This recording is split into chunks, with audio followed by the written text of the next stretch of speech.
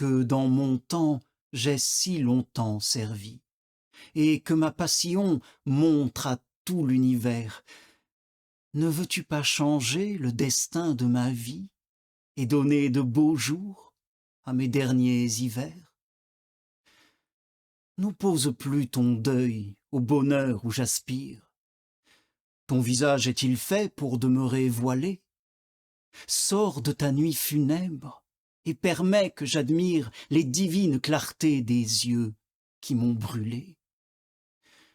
Où s'enfuit ta prudence acquise et naturelle? Qu'est-ce que ton esprit a fait de sa vigueur? La folle vanité de paraître fidèle aux cendres d'un jaloux m'expose à ta rigueur.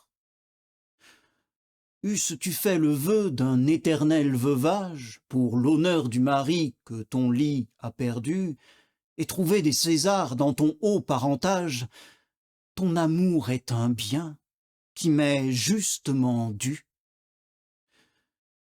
Qu'on a vu revenir de malheurs et de joies, qu'on a vu trébucher de peuples et de rois, qu'on a pleuré d'Hector, qu'on a brûlé de Troie, depuis que mon courage a fléchi sous tes lois.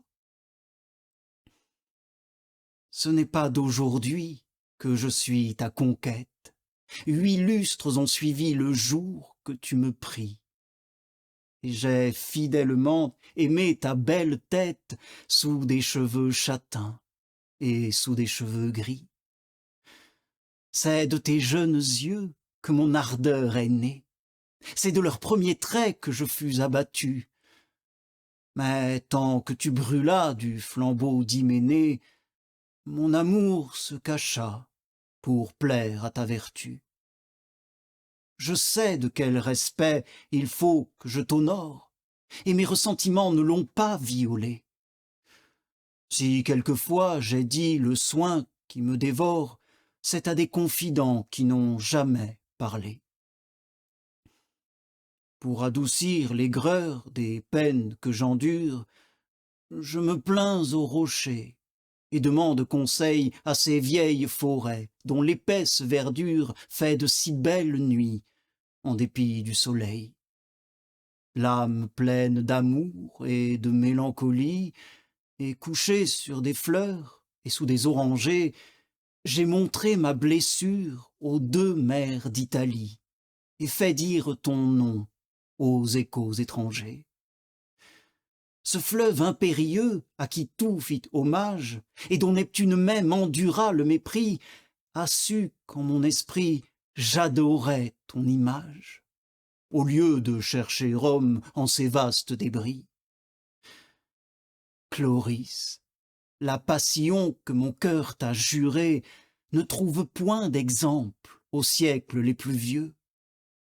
Amour et la nature admirent la durée du feu de mes désirs et du feu de tes yeux. La beauté qui te suit depuis ton premier âge, au déclin de tes jours, ne veut pas te laisser. Et le temps, orgueilleux d'avoir fait ton visage, en conserve l'éclat et craint de l'effacer. Regarde sans frayeur la fin de toute chose. Consulte le miroir avec des yeux contents. On ne voit point tomber ni tes lys, ni tes roses. Et l'hiver de ta vie est ton second printemps. Pour moi, je cède aux ans, et ma tête chenue m'apprend qu'il faut quitter les hommes et le jour. Mon sang se refroidit, ma force diminue, et je serais sans feu si j'étais sans amour. C'est dans peu de matins que je croîtrai le nombre de ceux à qui la Parque a ravi la clarté. Oh, comme on aura souvent les plaintes de mon ombre accusé tes mépris de m'avoir maltraité. Que feras-tu, Chloris, pour honorer ma cendre? Pourras-tu, sans regret, ouïr parler de moi? Et le mort que tu plains te pourra-t-il défendre de blâmer ta rigueur et de louer ma foi. Si je voyais la fin de l'âge qui te reste, ma raison tomberait sous l'excès de mon deuil. Je pleurerais sans cesse un malheur si funeste, et ferais jour et nuit l'amour à ton cercueil.